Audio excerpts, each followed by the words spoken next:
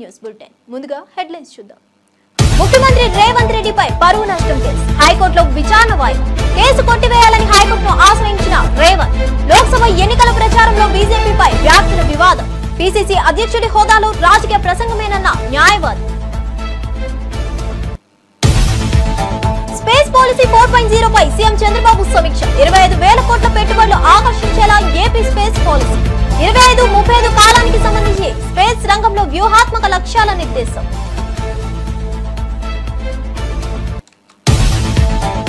Axiom 4 machine ద్వారా అంతరిక్షంలోకి భారత వ్యోమగామి శుభాంశు శుక్లా సహా 4 వ్యోమగాములు ఐఏఎస్ లో ప్రవేశం. అమెరికా కెనడీ స్పేస్ సెంటర్ నుంచి ఫాల్కన్ 9 రాకెట్ ద్వారా ప్రయోగం. గురువారం సాయంత్రం విజయవంతంగా స్పేస్ క్రాఫ్ట్ డాకింగ్. అంతర్జాతీయ అంతరిక్ష కేంద్రంలో 14 రోజుల పాటు పరిశోధనలు.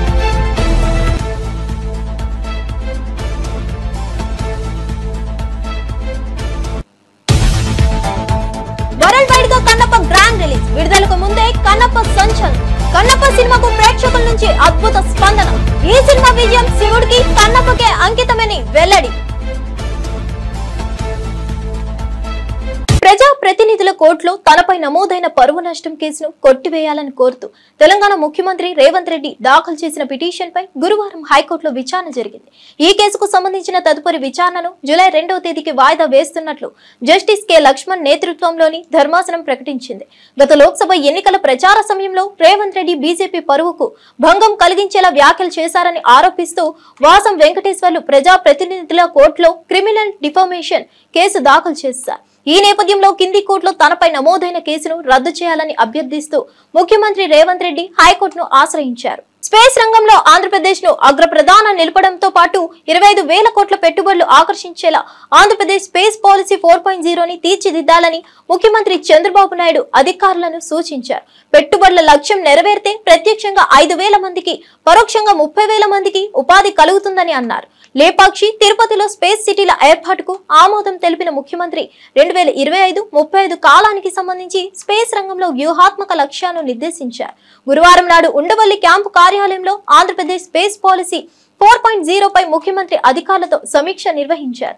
విద్యా సంస్థలను ఇందులో భాగస్వాములు చేయడం ద్వారా విద్యార్థులు ఈ రంగం వైపు ఆకర్షితులు అయ్యేలా చూడాలని ముఖ్యమంత్రి అన్నారు. అలాగే ప్లగ్ అండ్ ప్లే విధానంలో వినియోగించుకునేలా కామన్ ఇన్ఫ్రాస్ట్రక్చర్ కల్పించాలని, ఇందుకోసం టెక్నికల్ కమిటీ నియమించాలని ఆదేశించారు. కమ్యూనికేషన్ రంగంలో అగ్రస్థానంలో ఉన్న సంస్థలను ఈ రంగంలో పెట్టుబడులు పెట్టేందుకు ఆహ్వానించాలని చెప్పారు. ఎలక్ట్రానిక్స్, స్పేస్, ఏరోస్పేస్, డిఫెన్స్, డ్రోన్లకు సంబంధించి టెక్నాలజీ అనుసంధానం జరగాల్సి ఉందని ముఖ్యమంత్రి అన్నారు. అంతరిక్ష పరిశోధన రంగంలో భారత్ మరో కీలక విజయాన్ని అందుకుంది. యాక్సియం 4 మిషన్ లో భాగంగా భారత వ్యోమగామి శుభాంశు శుక్లా మరో 3 అంతర్జాతీయ వ్యోమగాములతో కలిసి అంతర్జాతీయ అంతరిక్ష కేంద్రంలో విజయవంతంగా అడుగుపెట్టారు. వారి వ్యోమనౌక ఐఏఎస్ తో అనుసంధానమయ్యే ప్రక్రియ గురువారం సాయంత్రం విజయవంతంగా పూర్తయింది. ఈ ఘటనతో అంతరిక్ష యాత్రల్లో భారత్ తనదైన ముద్రను మరోసారి చాటింది. వివరాల్లోకి వెళ్తే యాక్సియం 4 మిషన్ లో భాగంగా భారతీయ వ్యోమగామి శుభాంశు శుక్లాతో పాటు అమెరికాకు చెందిన పెగ్గీ విట్సన్, పోలాండ్ కు చెందిన స్టావోజ్ ఉజ్డాజిన్, విస్నిస్కీ, హంగరీకి చెందిన టిబర్ కపూల్ అంతరిక్షయానం చేపట్టారు. భారత కాలమానం ప్రకారం బుధవారం మధ్యాహ్నం 12:01 అమెరికాలోని కెనడీ అంతరిక్ష కేంద్రం నుంచి ఫాల్కన్ 9 రాకెట్ ద్వారా వీరి స్పేస్ క్రాఫ్ట్ నింగిలోకి దూసుకెళ్లింది. నటుడు మంచు విష్ణు డ్రీమ్ ప్రాజెక్ట్ కన్నప్ప చిత్రం విడుదలకు ముందే సంచలనం సృష్టిస్తోంది. టికెట్లు హాట్ కేకుల్లా అమ్ముడవుతున్నాయి. కేవలం 24 గంటల వ్యవధిలోనే ఏకంగా 1,15,000 టికెట్లు అమ్ముడుపోయినట్లు మంచు విష్ణు వెల్లడించారు. ఈ మేరకు సోషల్ మీడియా వేదికగా తన సంతోషాన్ని, ఉద్వేగాన్ని పంచుకున్నారు. ప్రేక్షకుల స్పందన చూసి హృదయం పరవళ్లు తొక్కుతుందని, తన మనసు ఉద్వేగంతో నిండిపోయిందని తెలిపారు. సినిమా విడుదలకు ముందే ఇంతటి ఆదరణ, అభిమానం లభించడం నిజంగా అదృష్టంగా భావిస్తున్నట్లు పేర్కొన్నారు. ఈ అచంచలమైన మద్దతు అందిస్తున్న ప్రతి సినీ ప్రేమికుడికి తాను మనస్ఫూర్తిగా కృతజ్ఞతలు తెలుపుకుంటున్నట్లు విష్ణు వివరించారు. ఇది కేవలం ఒక సినిమా మాత్రమే కాదని, ఇది పూర్తిగా పరమేశ్వరుడికి, కన్నప్పకు చెందిన ఘనత అని తెలిపారు. ఈ విజయం, ఈ ఆదరణ అంతా వారికే అంకితమని విష్ణు తన పోస్ట్ లో పేర్కొన్నారు. హరహర మహాదేవ్ అంటూ తన భక్తిని చాటుకున్నారు. రాష్ట్రంలో గంజాయి, డ్రగ్స్ మాఫియాపై యుద్ధం ప్రకటించిన ముఖ్యమంత్రి చంద్రబాబు ఈ విషయంలో ఎలాంటి రాజీ లేదని స్పష్టం చేశారు. పోలీసులపై దాడి చేసిన గంజాయి మాఫియా బ్యాచ్ కు ఎవరైనా సహకరిస్తే వదిలిపెట్టమంటారా అని ప్రశ్నించారు. రాజకీయ ముసుగుతో తప్పించుకునే ప్రయత్నాలు చేస్తున్న వారిని బట్టబయలు చేస్తామని హెచ్చరించారు. ఎవరైనా అడ్డు వస్తే తొక్కుకుంటూ పోతామంటూ గట్టిగా హెచ్చరించిన సీఎం ఇది తమాషా రాజకీయాల సమయంలో కాదు అని అన్నారు. గంజాయి నిర్మూలనలో ప్రతి ఒక్కరూ బాధ్యతగా వ్యవహరించాలని సూచించారు. యువత భవిష్యత్తును రక్షించేందుకు ప్రభుత్వం పటిష్ట చర్యలు చేపడుతుందని స్పష్టం చేశారు. ప్రజల నుంచి సహకారం లేకపోతే అనుకున్న లక్ష్యాన్ని మనం నెరవేర్చలేం. నా నమ్మకం మీ మీద. మొన్న ఎన్నికల్లో చూశాం. నేను ఒక పిలుపిచ్చాను.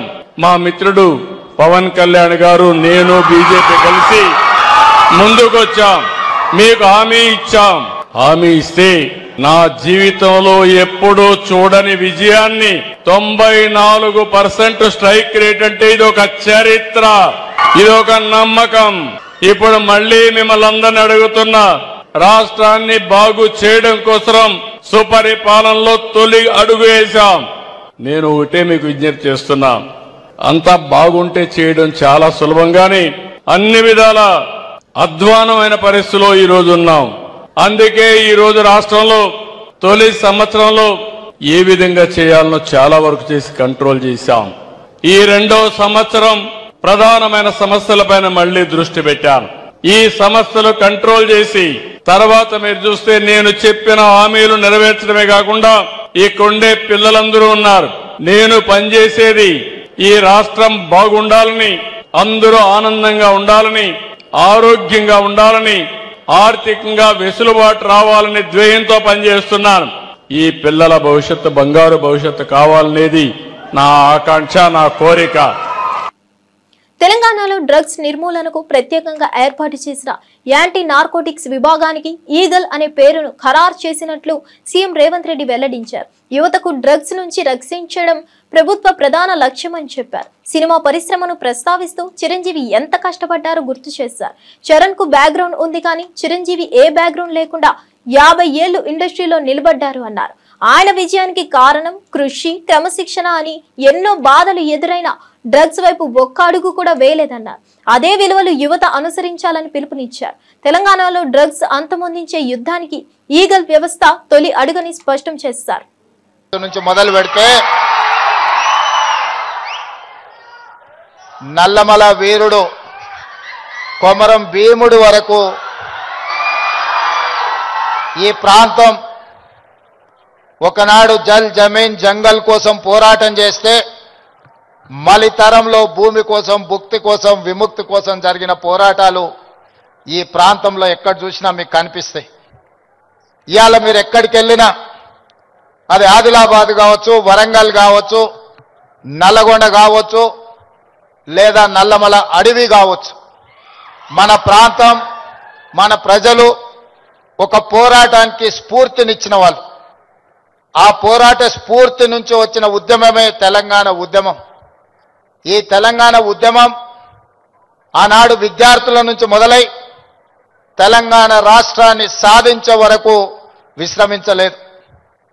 ఆనాటి యూనివర్సిటీలు, కళాశాలలు ఉద్యమ వేదికలై ఉస్మానియా యూనివర్సిటీ, కాకతీయ యూనివర్సిటీల నుంచి మొదలు పెడితే తెలంగాణ నలుమూలల 4 కోట్ల మంది తెలంగాణ ఉద్యమంలో ముందు బాగానే నిలబడి దేశానికే కాదు ప్రపంచానికి ఒక స్ఫూర్తినిచ్చి మేము అనుకున్న ఆకాంక్ష నెరవేర్చుకునే వరకు మేము విశ్రమించము, మా రాష్ట్రాన్ని మేము సాధించుకుంటాము అని చెప్పి ఒక ఉద్యమ స్ఫూర్తిని నింపి ఇవాళ తెలంగాణ రాష్ట్రాన్ని సాధించుకొని 11 సంవత్సరాలు పూర్తి చేసుకుంటున్న సందర్భంలో ఉద్యమ స్ఫూర్తితో ముందుకు వెళ్లాల్సిన తెలంగాణ రాష్ట్రం ఈరోజు డ్రగ్స్ మహమ్మారికి బలి అవుతున్నది అని అంటే ఇది ఎంతో బాధపడవలసిన సందర్భము, మనందరం ఆలోచన చేయాల్సిన సందర్భం.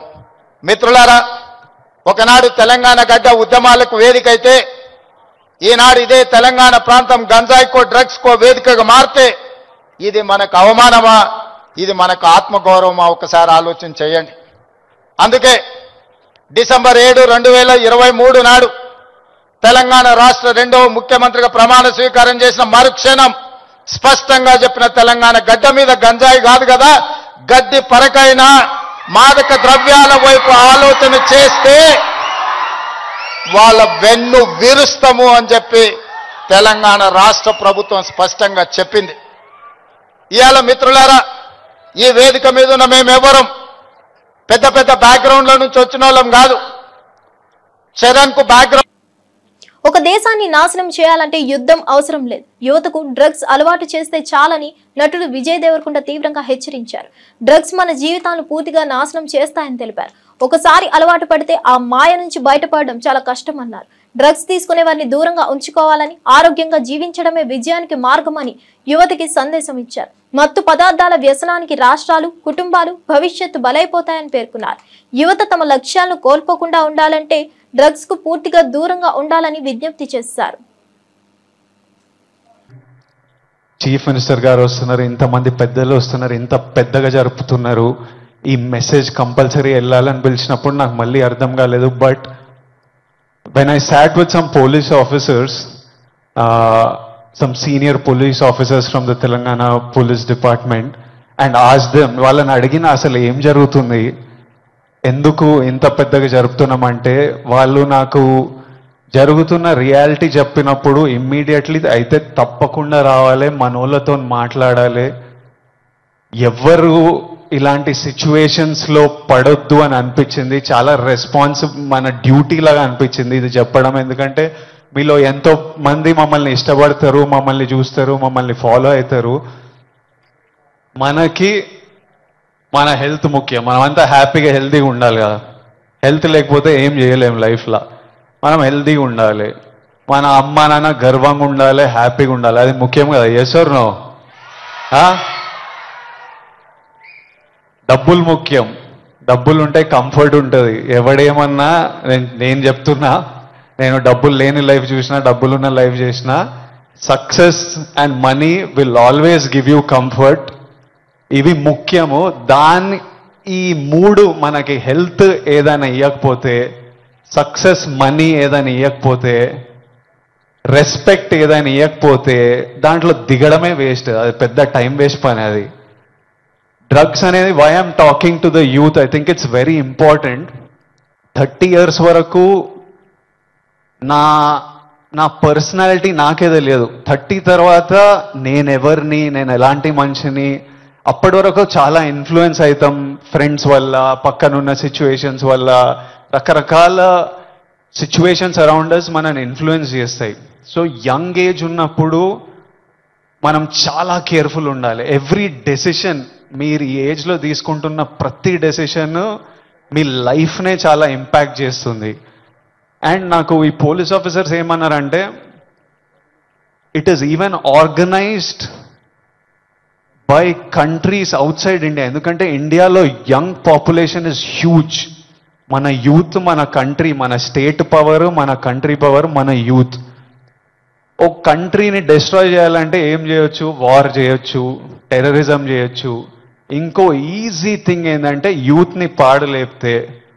So we are seeing even in the book, నాకు ఇప్పుడే ఒక బుక్ ఇచ్చారు, ఆ బుక్లో కూడా నార్కోటిక్స్ టెర్రరిజం అని ఒక సబ్జెక్ట్ ఉంది, ఒక పారాగ్రాఫ్ ఉంది. Where countries that want to see India not progress, easiest way. ఇప్పుడు మనం చూస్తున్నాం అమెరికా ఎంత ఎఫెక్ట్ అయింది. తెలంగాణ ప్రభుత్వం డ్రగ్స్ నిర్మూలనకు తీసుకుంటున్న చర్యలు సమర్థవంతంగా ఉన్నాయని నటుడు రామ్ చరణ్ ప్రశంసించారు. ముఖ్యమంత్రి రేవంత్ రెడ్డి నేతృత్వంలో ఇటువంటి మంచి కార్యక్రమం జరుగుతున్నందుకు మేము సంపూర్ణ మద్దతు ఇస్తామని తెలిపారు. గతంలో చిన్నపిల్లలకు ఐస్ క్రీంలలో డ్రగ్స్ పెట్టి ఇచ్చిన ఘటనలు చోటు చేసుకోవడం భయానకమన్నారు. స్కూల్ కి పంపించే స్థితిలో కూడా తల్లిదండ్రులు భయపడే పరిస్థితులు వచ్చాయని ఆవేదన వ్యక్తం చేశారు. డ్రగ్స్ ఇప్పుడు ఆర్గనైజ్డ్ క్రైమ్ గా మారిందని తెలిపారు. సమాజంలోని ప్రతి ఒక్కరూ కలిసి డ్రగ్స్ కు వ్యతిరేకంగా పోరాడాలని, డ్రగ్ ఫ్రీ తెలంగాణకు అందరూ తోడ్పడాలని రామ్ చరణ్ పిలుపునిచ్చారు. వీళ్ళందరూ చెప్పినట్టు it is all about being high that day. Vijay చెప్పినట్టు కూడా మంచి హార్మోన్స్ రిలీజ్ చేసి, పొద్దునే వర్కౌట్ చేసి, ఒక షూటింగ్కి వెళ్ళి ఈవినింగ్ వచ్చి ఒక మంచి గేమ్ ఆడి ఫ్యామిలీతో కొంత టైం గడిపి, క్వాలిటీ టైం గడపడం ఇంపార్టెంట్. ఆ క్వాలిటీ టైం గడిపి మంచి స్నానం చేసి పడుకుని మళ్ళీ ఫ్రెష్గా లెగడంలో ఎంత హై ఉంటుందంటే మామూలుగా ఉండదు.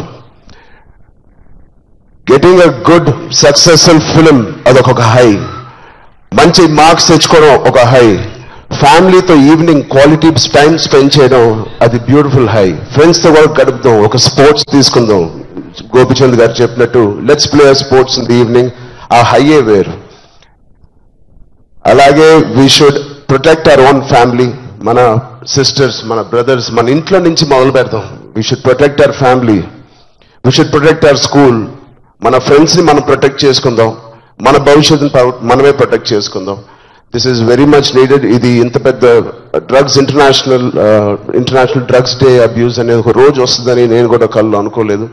Will all support Telangana government, rising Telangana గవర్నమెంట్కి కింద నుంచి భ్రష్టు పెట్టిన ఇలాంటి ఒక సొసైటీని క్లీన్ చేసుకుంటూ we will all be part of this development. Thank you so much sir. And I appreciate the department, I appreciate the police department for taking it too seriously. Thank you so much, sir. And ఆయన చెప్పినట్టు ప్రతి ఒక్కరూ ఒక soldier, ఒక సైనికుడిలా మారుతాం. Are we going to do it? Thank you so much. All the best. Love you guys. Thank you so much, sir. And yes, మా అందరి తరఫున మేమే చెప్తున్నాం, we are all waiting for Petti. Right. Next, I request MP Sri Konda Vishweshwareddy garu to please address the evening. Konda Vishweshwareddy, good evening, sir. Good evening. ముఖ్యమంత్రి రేవంత్ రెడ్డి గారు, మీ heroes Ram Charan గారు, విజయ్ దేవరకొండ గారు, దిల్ రాజు గారు, మన స్పోర్ట్స్ ఐకాన్ పుల్లెల గోపీచంద్ గారు, సందీప్ సందల్య గారు, అనిత రామచంద్రన్ గారు, లక్ష్మణ్ గారు, మరి మీ రాజ్యసభ మెంబర్ అనిల్ కుమార్ గారు, వేదిక మీద ఉన్న పెద్దలందరికీ కూడా, మోహంతి గారు, అందరు కూడా నమస్కారం. Most of all, congratulations to all of you. You are attending a very very important programme today. Say no to. రైతులపై కాంగ్రెస్ ప్రభుత్వం చూపిస్తున్న వైఖరిని బీఆర్ఎస్ నేత పట్లోల్ల కార్తిక్ రెడ్డి తీవ్రంగా విరుచుకుపడ్డారు. రైతులకు కేసీఆర్ కన్న తల్లి లాంటి వారు అయితే రేవంత్ రెడ్డి మాత్రం సవతి తల్లి లాంటి పాలకుడు అంటూ ఘాటు వ్యాఖ్యలు చేశారు. రైతు బంధు, రైతు భరోసా వంటి పథకాలు రైతులకు సహాయంగా ఉండగా వాటిని ప్రకటించి బజార్లో సంబరాలు చేసుకోవడం నిజమైన సహాయమా అని ప్రశ్నించారు. కన్న తల్లి బిడ్డ ఆకలితో ఉంటే ఇంట్లో అన్నం పెడుతుందని, కానీ సవతి తల్లి నలుగురు చూస్తున్నారా లేదా అని బహిరంగంగా చూపుల కోసం భోజనం పెడుతుందన్నారు. కేసీఆర్ రేవంత్ పాలన మధ్య తేడా కూడా అదే తల్లుల మధ్య తేడాలాగే ఉందని కార్తిక్ రెడ్డి వ్యాఖ్యానించారు. ఏం పని చేస్తున్నారు? రేపు ఏ ఎన్నికలు వచ్చినా కూడా, ముఖ్యంగా రైతు బంధు విషయంలో నాకు అర్థం కాని విషయం ఏంది అంటే, మా రైతులు అడుక్కునే ఒక స్థాయికి తీసుకొస్తారా అంటున్నాను.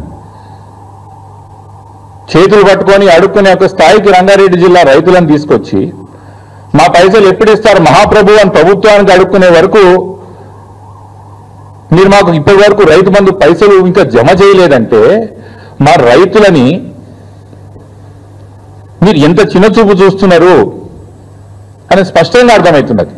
ఆ రోజు ఉమ్మడి రంగారెడ్డి జిల్లా, ముఖ్యంగా ఏదైతే రంగారెడ్డి వికారాబాద్ ప్రాంతం ఉన్నదో, పాలమూరు రంగారెడ్డి తీసుకొచ్చి ఈ యొక్క ప్రాంత రైతులకి సాగునీరు కల్పించాలా, ఈ యొక్క ప్రాంతానికి పరిశ్రమకు నీళ్లు కల్పించాలా, తాగునీరు కల్పించాలని కేసీఆర్ గారు ఒక మహా యజ్ఞం ప్రయత్నం చేస్తే ప్రారంభిస్తే మీరు అధికారంలోకి వచ్చిన తర్వాత పాలమూరు రంగారెడ్డి యొక్క ప్రాజెక్ట్ ని గంపడి మట్టి పెడతలేదు. పాలమూరుకి అటు లాభం లేదు, ఇటు రంగారెడ్డి జిల్లాకు లాభం లేకుండా పోయింది.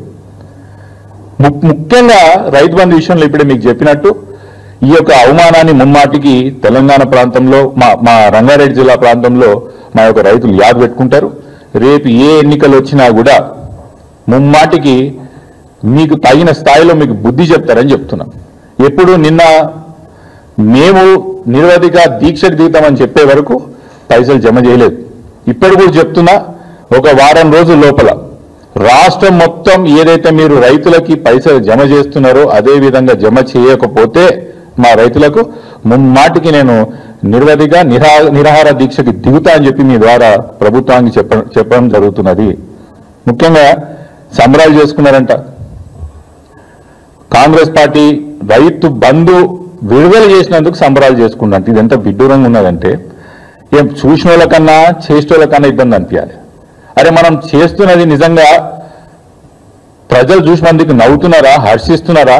మనం చేసినది నిజంగా కూడా కొత్తగా చేసినామా, పాతగా చేసినామా, పాత స్కీమ్ ని మనం అమలు చేస్తున్నామా, రెండు పాత ఉన్న రుణమాఫీ మనం ఏమన్నా దాన్ని కంటిన్యూ చేసినామా లేదా ఏందనే ఆలోచన లేకుండా దేనికి BRS MLC Kavitha AP PCC chief షర్మిలపై ప్రజాశాంతి పార్టీ అధినేత కేఏ పాల్ సంచలన వ్యాఖ్యలు చేశారు. పదవులు ఆస్తుల కోసం అన్నలతో చెల్లెళ్లు పోట్లాడుకుంటున్నారంటూ విమర్శించారు. కవిత తండ్రి కేసీఆర్, షర్మిల తండ్రి వైఎస్ రాజశేఖర రెడ్డి కాగా ఇద్దరి భర్తల పేర్లు కూడా అనిల్ కావడం గమనార్హమన్నారు. 60% జనాభా ఉన్న బీసీల నుంచి ఒక్కరు ముఖ్యమంత్రి కాలేదని ఆవేదన వ్యక్తం చేశారు. ఐవీ లీడర్లు ఇచ్చే డబ్బులకు కూలి పనిచేస్తూ మరెన్నాళ్లు మోసపోవాలని ప్రశ్నించారు. ప్రజలు మేలుకొని తమ ఒట్టిబాటి ఓటును విలువైన వ్యక్తులకు ఉపయోగించాలని పిలుపునిచ్చారు. లేదా కాంగ్రెస్ పంపించిన బాణం ఏదో ఒక పార్టీలో చేరిపోద్ది, మీరు మోసపోకండి అన్నాను. లక్షల మంది మోసపోయారు, 100,000 మంది కోట్ల రూపాయలు ఖర్చు పెట్టారు, ఇప్పుడు రోడ్ల మీద తిరుగుతున్నారు. అందులో 40 మంది నన్ను కలిశారు. అన్న పదవి ఇవ్వలేదని, రావలసిన ఆస్తి లక్షల కోట్లు తనకు పంచలేదని, తల్లి ద్వారా చర్చలు జరిపినా వినలేదని శర్మిలారెడ్డి గురించి మనకు తెలుసు. అయితే మరి ఇప్పుడు కవిత ఎందుకు వచ్చింది? అందుకే వచ్చింది, ఇంకొక అందుకు కాదు. అన్నయ్యకి పదవి ఇచ్చేశారు, లక్షల డబ్బులు ఇచ్చేశారు, కోట్లు, నాకేం ఇవ్వలేదు, నేను ఊరుకుంటున్నా. ఆర్టికల్ 14 నేను కూడా ఈక్వల్ కదా, ఆయనకి 3 లక్షల కోట్లు ఇస్తే నాకు 3 లక్షల కోట్లు ఇవ్వండి, ఆయనకి సీఎం పదవి ఇస్తే నాకు సీఎం పదవి ఇవ్వండి అని ఈ గొడవ. చంద్రశేఖర్ గారి కూతురు కవిత, రాజశేఖర్ గారి కూతురు శర్మిల, వీళ్ళిద్దరు హస్బెండ్లు, అనిల్ భార్యలే. ఇద్దరికి ఆశలు ఆకాశాలు. ఈ కుటుంబ కుల పార్టీలు మనకు అవసరమా? ఇంకా మోసపోవడం అవసరమా? మనం బీసీలు 60% ఉన్నాం, ఒక్కరైనా ముఖ్యమంత్రి అయ్యారా? బడుగు బలహీన వర్గాలు ఎంతమంది ఉన్నాం, 90%, ఒక్కరైనా ముఖ్యమంత్రి అయ్యారా? ఇంకెందుకు మీరు మోసపోతారు? వాళ్ళు ఇచ్చిన 1,00,000 రూపాయలకు, 100 రూపాయలకు, 1000 రూపాయలకు కూలి పని చేస్తారు. ప్రజాశాంతి పార్టీ ప్రజల పార్టీ, అప్పులు తీర్చే పార్టీ, అభివృద్ధి చేసే పార్టీ, నిరుద్యోగులకు ఉద్యోగాలు ఇచ్చే పార్టీ. 12 లక్షల కోట్లు ఆంధ్రప్రదేశ్లో, 10 లక్షల కోట్లు తెలంగాణలో అప్పులు తీర్చాలంటే నేను వెళ్లే మార్గంలో మీరు వెళ్ళండి. 2 రాష్ట్రాలు బాగుపడతాయి, దేశం బాగుపడుతుంది, దేశం ద్వారా ప్రపంచం బాగు. ఈ వీడియో ప్రతి ఒక్కరికి చేరినంత వరకు షేర్ చేయండి.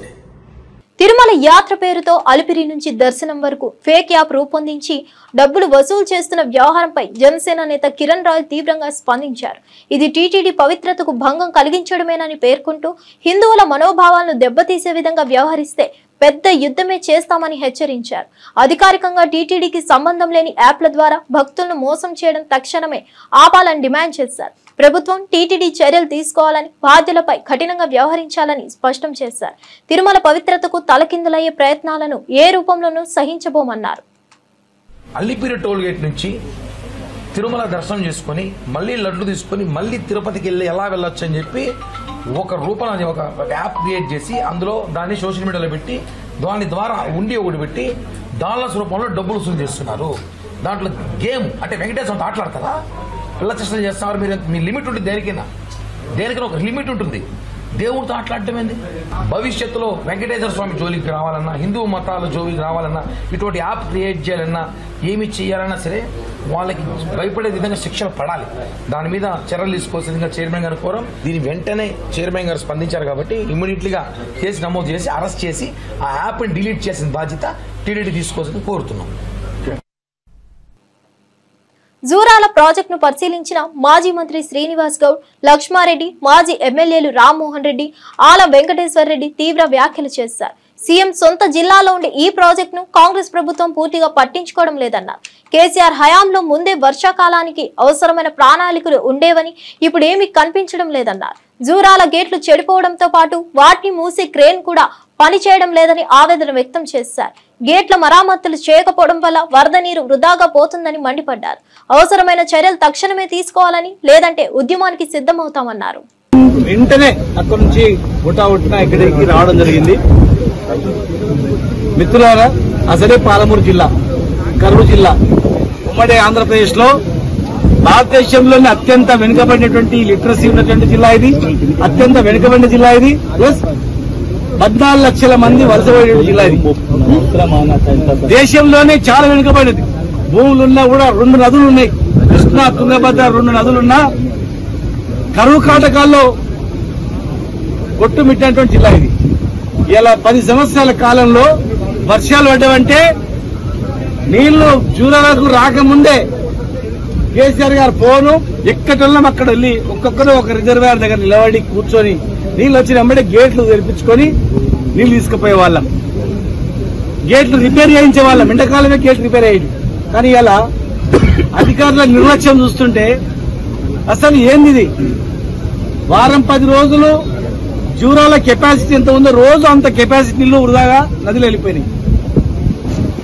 ఇలా నీళ్లు వస్తున్నాయి. వర్షాకాలం ముందు వచ్చింది, పైన వర్షాలు పడితే నీళ్లు వచ్చినాయి. ఎప్పుడు జరగలే అట్లా. తొందరగా నీళ్లు వచ్చినాయి, తొందరగా నాట్లు వేసుకోవాలి, మొన్న ఎండిపోయిన చేయాలి అనుకుంటే ఈరోజు చూస్తుంటే నిజంగా ఎంత బాధ అనిపిస్తుంది అంటే కళ్ళ ముందు నీళ్ళు ఇట్లా పోతున్నాయి. అన్ని రిపేర్లే. ఒక్క రోపు దిగిందని చూస్తే ఒకటి కాదు 10 రోపులు దిగిపోయినాయి. ఇక్కడ 10 రోపులు దిగిపోయినాయి. అన్ని గేట్స్ అన్ని కూడా గేట్ బాల్స్ అన్ని కూడా ఖరాబ్ అయిపోయినాయి. ఆ క్రేన్, ఎమర్జెన్సీ క్రేన్, ఏం క్రేన్ అది? Gantry crane.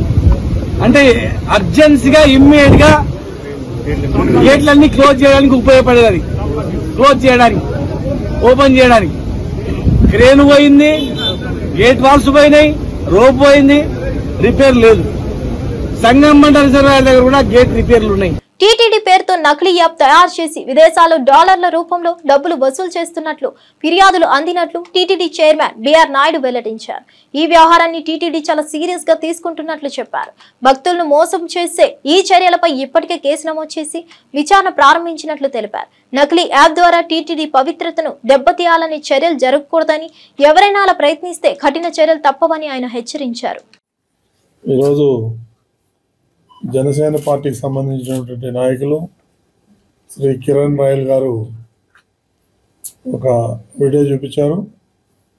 అది అత్యంత దారుణంగా ఉంది. అదేవిధంగా కంప్లైంట్ కూడా చేశారు.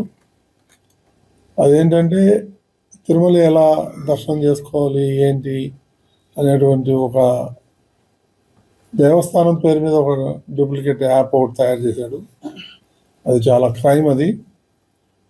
సో దానికి సంబంధించింది వాడు డాలర్ రూపంలో కూడా కలెక్ట్ చేస్తున్నట్టుగా ఇన్ఫర్మేషన్ ఉంది. దీని మీదుగా చాలా సీరియస్గా యాక్షన్ తీసుకుంటాం. ఇందులో వదిలిపెట్టే ప్రశ్నే లేదు. ఇప్పుడే నేను సిబిఐ అండ్ ఎస్ఓకి ఫార్వర్డ్ చేసి కేసు రిజిస్టర్ చేయమని చెప్తాను. ఏముంది ఇలాంటివి కూడా ఇంకా ముందు ఏదైనా జరిగితే కూడా. అప్డేట్స్ కోసం చూస్తూనే ఉండండి A9 టీవీ న్యూస్.